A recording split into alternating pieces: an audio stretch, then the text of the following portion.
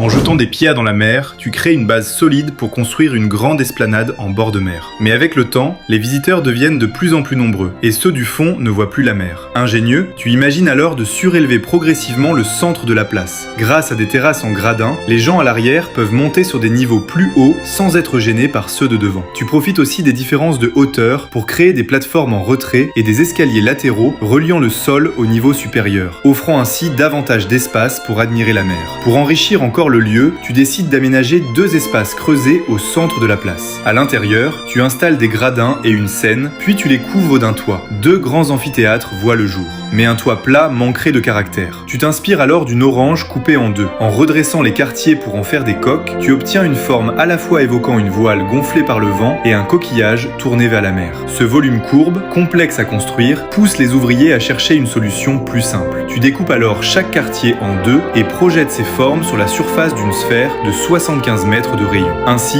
toutes les courbures partagent la même géométrie, ce qui permet d'utiliser des arcs porteurs identiques. Il suffit ensuite de monter ces arcs pour former la structure, puis de poser dessus des panneaux de béton préfabriqués aux dimensions standardisées. L'ensemble garde la silhouette d'une orange, mais devient facile à réaliser. Enfin, tu ajoutes, selon le même principe, un restaurant attenant, complétant parfaitement l'ensemble. Félicitations, tu viens de concevoir le 6 pavillons.